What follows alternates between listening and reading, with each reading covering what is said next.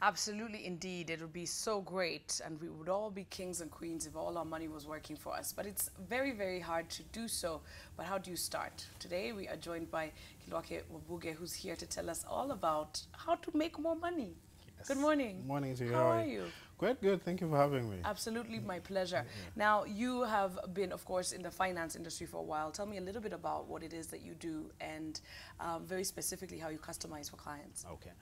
My background is in banking. I've been in the banking industry for 14 years. About 2 years ago, I took a leap of faith and set up my own entity, Network Consulting, where we sit with people and guide them towards matters financial.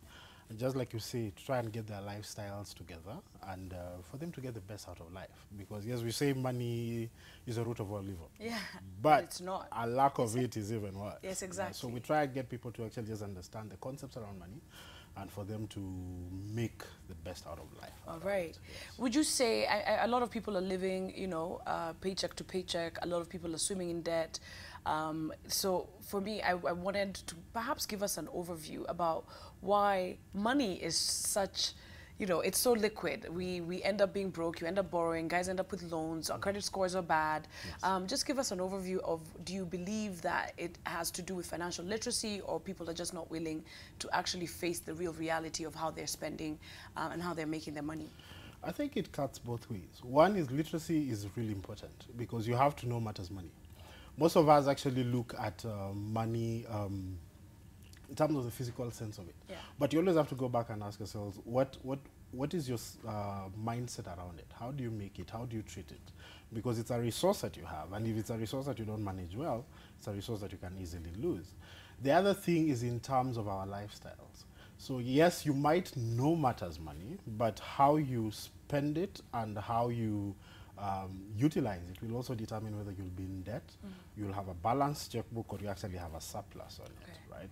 Now, in terms of matters for people who are going beyond their capacity, Right. you'll find most of them actually lifestyle chasing, right? All of us want the plush. I know you've talked about Kim Kardashian Yeah. and all the wealth that he has. It's become a lifestyle thing. I want to be seen with the latest watch. I want to be seen with the latest suits and stuff like Yeah. that. But does my money assist me get there? Right. Yeah. Okay. Now, of course, looking at an individual who really does want to start fresh, a clean slate, they just want to get their financial life together.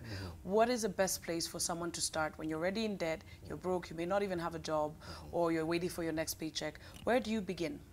First of all, is to take a stock check of where you are, right? Do a proper analysis. Are you in debt? And if you're in debt, to what level? Do you have incomes? If you have those incomes, to what extent can those incomes help you get out of debt? If you do not have debt, then are you investing? Because it's one thing to have money, it's another thing to have money working for you, right? So taking a proper stock check of it is very good. You can do it on your own, or you can enlist the services of a professional. Sit down with a professional. They can actually go through your finances. I tell people this. Look at yourself as a company. Every year, companies do their financials in terms of looking at the profit and loss account, looking at their balance sheets and stuff like that. Take some time and also do that for yourself, right? Just balance out your books. See, are you going in the right direction? Are you digging deeper into debt? Is your lifestyle allowing you to become more financially stable, or is it actually degrading your financial quality? All right. Yes. Looking at, of course, incomes, and most homes have two incomes, families.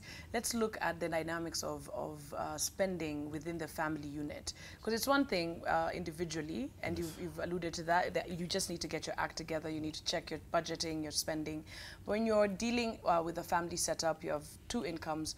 How would you suggest for a family that's struggling a little bit, how would you suggest for them to start when the needs are right there in your face every day? School fees, food, shelter, rent, mortgages, all of that. It starts at the dating stage. Okay. Okay. There's an analogy that your biggest career choice is the person you marry. Okay. And then also how you get married. Yeah. What is your psychology around getting married? What are you structuring around the marriage? There are households where it is one person, we both earn, but one person's salary is our salary, the other person's salary is their salary. Yes. There are others who collapse everything into one pot, then manage it going forward.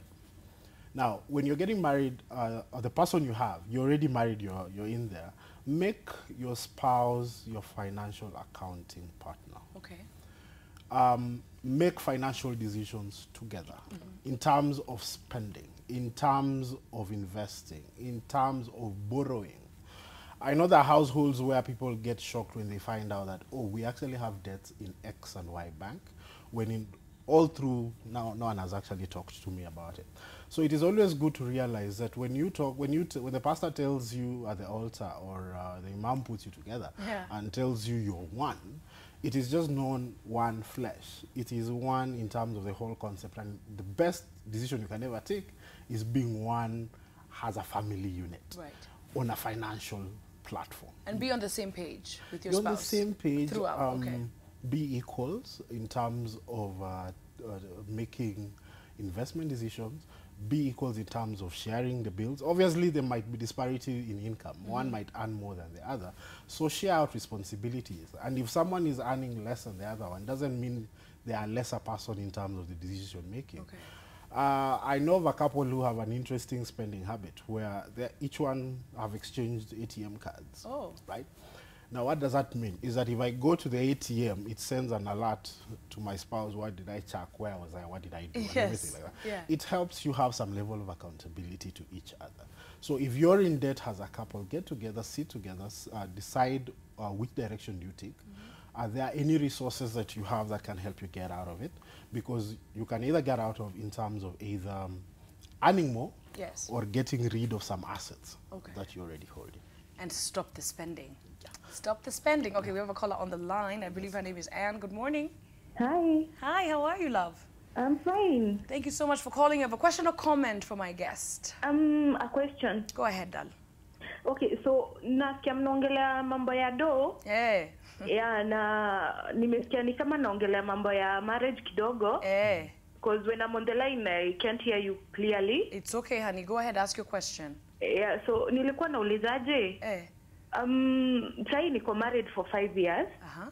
Na sijaifanya kazi. Because nimekuwa nalea mtoto. Haya. And my husband anafanya kazi kwa line ya KDF. And he's earning, I can say, a bit of good cash. Okay. Yeah, but kumget kukaa chini na kupanga finances imekuwa ni tafash kidogo. Okay. Yeah, so nilikuwa nataka maybe kama anaweza rudia if hata mind. Yeah. And explainie like how do we go about kushare exactly. Na kuplan na kubudget pamoja. Okay. Yes. Kuna nyumba, kuna school fees, there's a lot of things to do. Okay. Yeah, so ndo tupange hii pesa na itoshe na to save. Nikuulize? Yeah. Does your husband yuko na shida yote wewe kama ufanyi kazi ama he's okay with that? No, he has no problem. Okay. Yeah, and hata mimi mwenyewe nikitaka kama kitu, if I require something that is a bit personal, ananipatia tu pesa. He has no problem. That's nice. Okay, good. Yeah, good. Yeah, but me kwangu naona ikiwa shida if we don't sit down and tujue like ni how much ako nayo. Yeah, na tunaispendaje. Ooh, this is a tricky one, and lakini poa, asante kwa kupiga. Very tricky. You know, people are very personal. If it's my money, it's my money. Yes. Why do we need to sit down and plan together with my money? All right, what can you say to Anne? She's in a spot. Anne, nashukuru kwa simu. My Kiswahili is weak, so it's I'll stick to English. No problem. First of all is to understand that you're a unit, okay? So within that unit, yes, it's one person earning, another person not necessarily spending, but managing the household. That's how you look at it. Okay. Because if she's not there, then you might need to employ a resource, either house help or something like that. So how you get around it is for you, first of all, to understand, for him to understand that both of you are peers, you're equals within the unit. And that money is just a resource that is to help you go forward. I know most men will tell you that my wife should never know how much I earn. Right. I find it a defeatist position because one thing is this, is that in most instances, the person who doesn't earn might actually have better investment ideas than the person who actually brings in the money. Oh, really? Right. Okay. Because them, they're able to sit back and say, okay, listen, where I see there's an opportunity in this place, there's an opportunity in this place, can we come together and push that resource there? But that said and done, you must earn your space. I don't think if you're persistently badgering the person to continuously give you money. I like their position that he respects her, that she doesn't earn, but he still respects her and provides for it. But she should get to the point of where she brings him down and negotiates to the level that he understands that she's a value addition. She wants to bring in some value, as opposed to it being taken away. And for my male folk, you don't lose anything. Yeah. If your wife knows how much you earn. It's actually good. Yeah. It really opens up, the relations, it opens up issues that you can discuss. So what we'll do for you, the last caller, okay, and we're going to connect you to this wonderful man, and so he might be able to give you some advice after the show as well. One of the things, of course, that I wanted to talk about as well while we are on the family unit is the fact that in our generation, we're just told there's no money. Go play. You know, you ask for something, there's no money. But now children are smarter. They know more than the previous generation, and they'll keep learning more. Why is it important for parents to inculcate the culture of money and spending and budgeting from a very young age? Because we have a lot of young people who don't even know about budgeting or how to save, how to make more money. Take us through that. You have to always remember that you are a steward for the next generation as a parent. So you decide in terms of the quality of life this child lives right from when they're young. Yes, we can inculcate matters morals, we can inculcate matters faith, but it's also critical for you to start inculcating matters financials. Because yes, all these things can be significant, but if at all they do not know how to balance their checkbook, then you are having a delinquent in the future. Or you're having someone who will actually ride through debt. Now, how do you do that? Most banks actually have a kid savings account. And I remember when I was young, my mother always tells me her proudest moment is when she gave me pocket money for school, and I came back with change. Wow. And I gave it back to her. She always sings about it. Yeah. Now, what was she doing? Is that if you have, she was basically giving me an avenue that you can actually be given a resource, manage it on your own, and see how it carries you forward.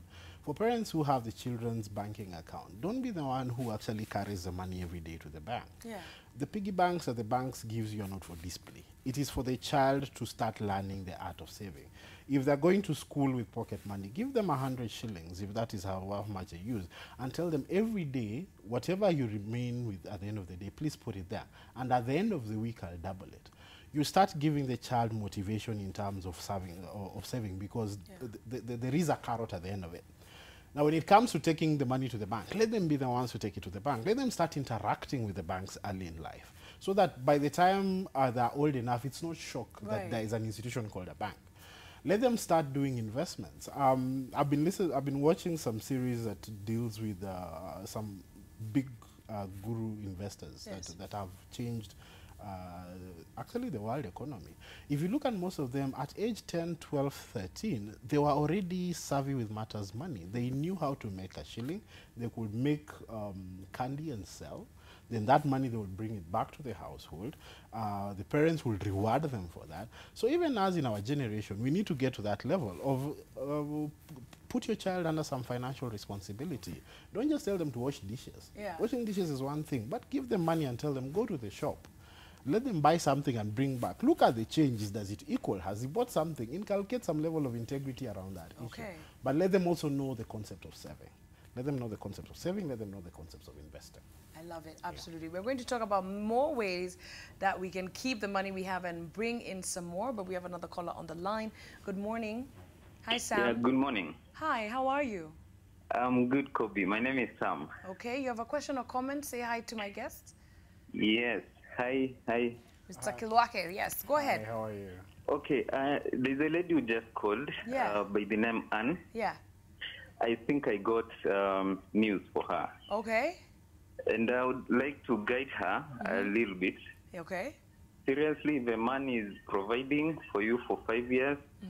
He's never had issues with you not having a job. Yes. I think you should be thankful for that. And of course, it's not by fault that you're not having a job. True. But again, making efforts to bring this man down to account for what he earns, yet you are not contributing to that, I think now that goes a little more into ethics and, yeah, let me say, it has a lot now to do with ethics because if you had a contribution monthly to what you earn as a household, then I think you'd now come together and plan. But if you're not making any contribution, I think he should now be the sole decision maker. But then that is not to discredit you as being a wife.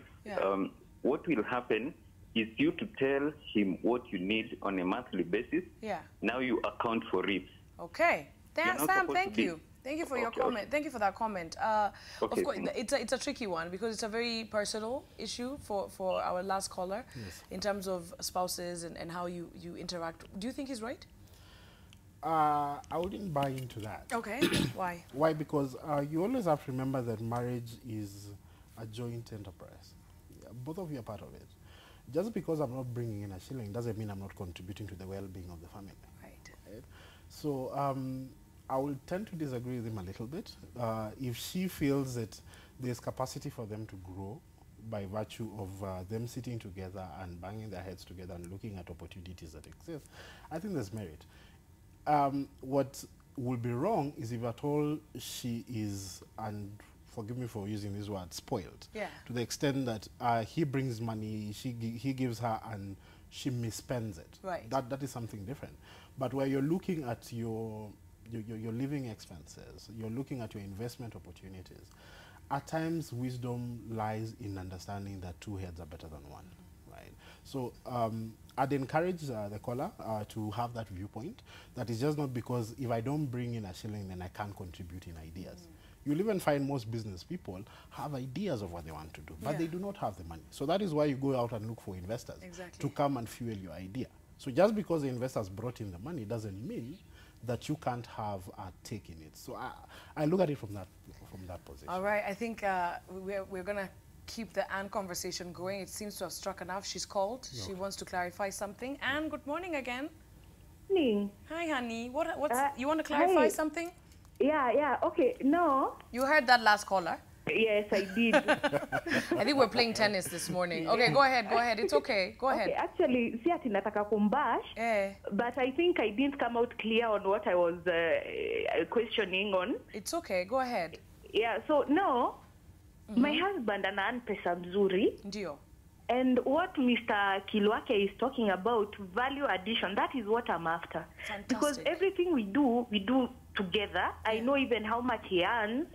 So it's not like he's hiding anything from me. Okay. So the only thing I need is to know like how we should budget on the cash to make it more valuable than it is now. So that you can grow. So you can grow. It's been pulled in so many ways. Okay. Yeah, so that is all. That is what I'm looking for. All right. I hope he's also listening on the other end. I'm sure that she's looking to grow her family. Yes, and I'm not spoiled, by the way. I can tell. Yeah. I think you're a woman with a good head on her shoulders who wants to grow her family and, of course, have a better life. Thank you, Anne, for calling for that clarification.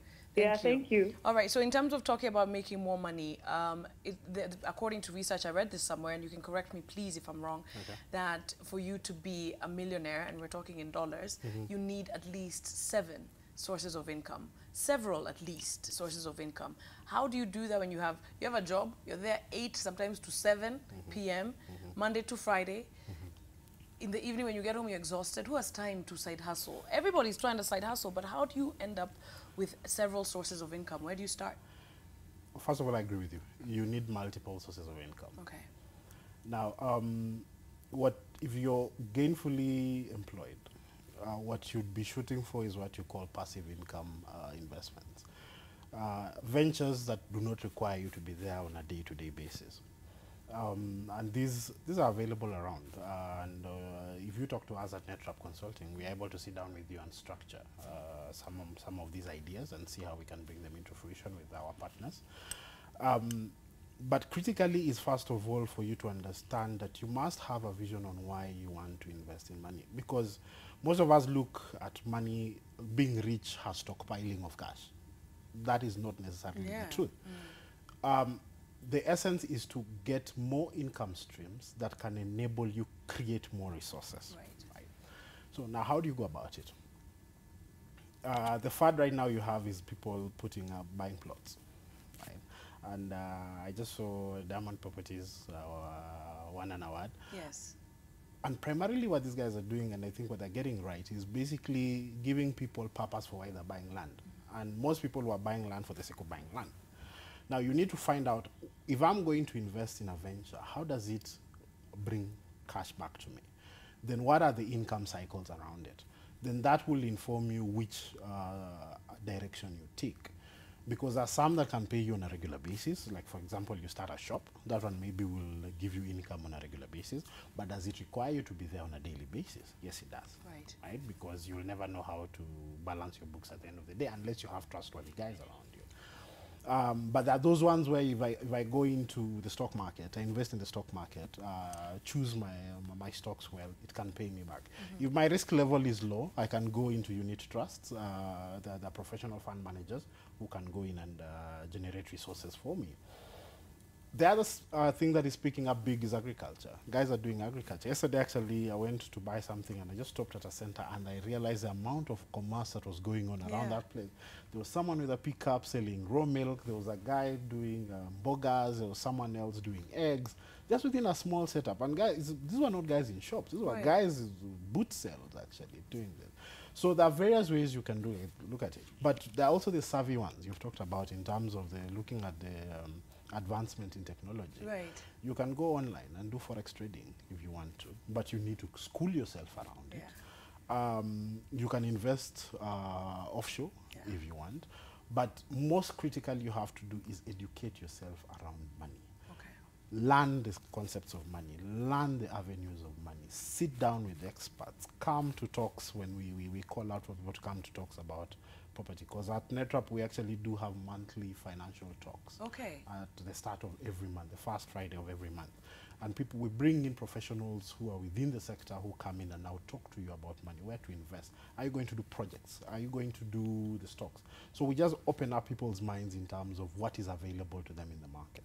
Yeah. Awesome. We have Penina on the line who's holding on. Good morning, love. Hello, good morning. How are you? I'm fine. Hi, Kobi. Hi, Penina. Thanks for calling. You have a question or comment? I have a question. Go ahead. Yeah, I want to ask, I have my husband has a problem. Okay. Like at the moment, hajalipa rent. Okay. From last month. Alafu, he works. But he has a problem of managing his income. Do you work, Penina? At the moment, I don't. I used to do some business. I gave him money. He wasted the money. Okay, so he's just bad at spending, huh? He's bad at spending, very bad. Okay, now, of course, he's not prioritizing because rent is a huge priority. Yeah, the problem is, akipata tu hivi mshahara, he starts spending. There are many people like that. I think it's a psychological or emotional issue. So, Penina, have you tried to talk to him about it? I've tried, but he doesn't. Nikimwambia kuja tukae chini tuongee about especially rent. Yeah. The problem is rent. Do you guys have kids? Yes, we have two. Okay. Had the school fees, he even does. I always pay the school fees. Ananiambianga lipa ndakurudishia, lipa ndakurudishia. He doesn't pay back. Oh, wow. Okay, this is tough. Pole, Penina, but thank you for calling because there's a solution for you. Trust me. Talk to her. Okay. For starters, I want to say this. Nobody got rich by spending. Okay. So the biggest thing is to look at is when money comes in, for you to grow your wealth is to find out how does it stay with you longer, right? So if a lot of money is being spent, then first of all, that one you're robbing yourself, number one. Number two is that there are elements of what we call non-discretionary expenses. Those are expenses you can't run away from. You must eat, you must you must clothe yourself, you must pay rent. If you're renting a house, you must pay a mortgage if at all you've taken a house. So there are certain expenses that you should not try and dance around. Now, if you have a mindset that you will, first of all, enjoy before you take care of your non-discretionary expenses, then you start digging a hole that you might not want to do. It might actually be hard to come back from. Because now if you're not paying rent, then chances are that you're going to get kicked out of the house. Right. Or now, you're going to have to borrow from somewhere, and then you end up in more debt. But, and this is my psychology around borrowing. Yeah. Never borrow for consumption. Okay. Because if rent is consuming space, that is how you look at it. This is because you never really make money out of renting that space unless it's a commercial place. So if you're going to borrow to pay rent, there's a very big problem right there. Or like a friend of mine says, if you're going to borrow to have fun, there's a problem. Her take would be for her to actually have her husband attend some financial management classes. Okay.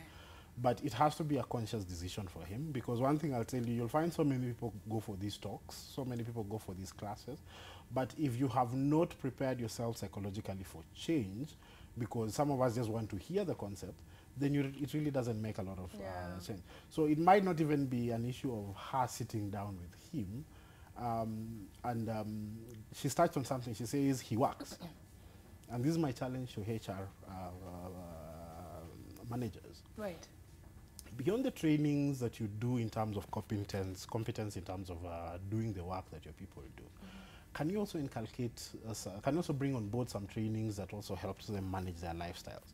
And one critically is, how do they manage their finances? Yeah, so he said he works. So if she's unable to actually get him to sit down, the employer can play a role in terms of facilitating trainings within the workspace for the people to actually be trained in terms of how to manage their money and make better people of themselves. And this is a challenge to employers. Your biggest risk is actually having an employee who doesn't know how to manage their money. Yeah. Because chances of integrity taking a different turn are very high. So my take is, he works. The challenge might actually be not just on the wife, but even on the employer. All right, as we wind up, it's important that we talk a little bit about, now that we've brought the issue of prioritizing, we talk from the perspective of a business. Yes. So you're running a business and you're not making any profit. You're still at the same place you were in 2-3 years ago. You're just living hand to mouth. Your bookkeeping is a mess. Your credit rating is a mess. Where do you start? Now that banks have actually lowered these interest rates, it's a really good thing for a lot of Kenyans. But if you're running a business and you're just feeling like your business is constantly failing, or you're just drowning every month, what do you do? First, let me just talk about the issue of the banks lowering the interest rate. Yeah. I read in the Business Daily that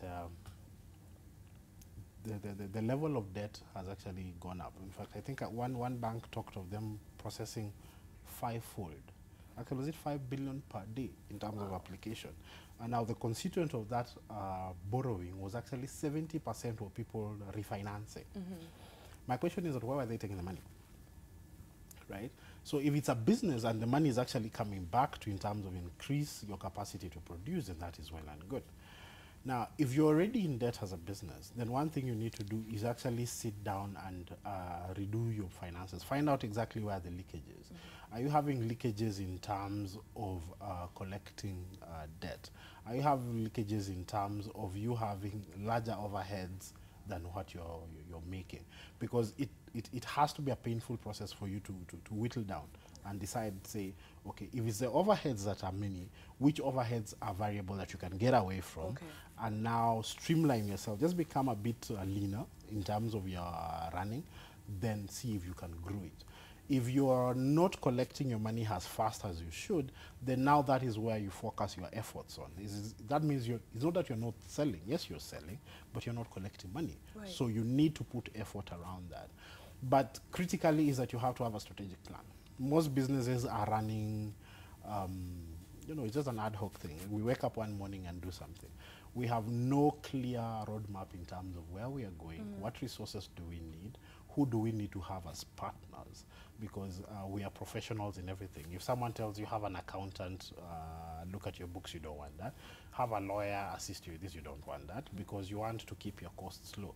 But you have to remember, in business, certain costs are necessary. So you might need to get some professionals around you to help you streamline your business and get it moving. Okay, yes. Amazing. Now, your firm offers a lot of this financial literacy guidance, not just for individuals, but also families and businesses. Yes, so what we'll do, guys, we'll connect you to Kilwake's firm on our social media platforms. They're really, really good, really great profiles so that you guys can get in touch. It is so important. Don't let this year go by when you're still feeling like I did nothing with 2016. I'm still at the same place I was a couple of years ago. No. Yes. And that's why we have this topic on this show.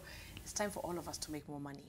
Thank you so much for your great advice. We're definitely going to have you back. Thank you. We're glad to be back. Absolutely, our pleasure. Oh, great. Thank you. Yes. Awesome. One of you will get a free consultation. So please log on to our social media platforms. Tell us where your need specifically is. And trust me, the guidance you will have, you'll be talking a different language in 3 months, isn't it? How long does it take for people to get their act together? It depends on how deep you are. Okay, yeah. Yes. So everything varies. Yes. Thank you so much for being here this morning. It was our pleasure to have you. Thank you so much. Thanks, everybody. Have a great day. Make the week count. Do something amazing. And don't spend it if you don't have it. Bye.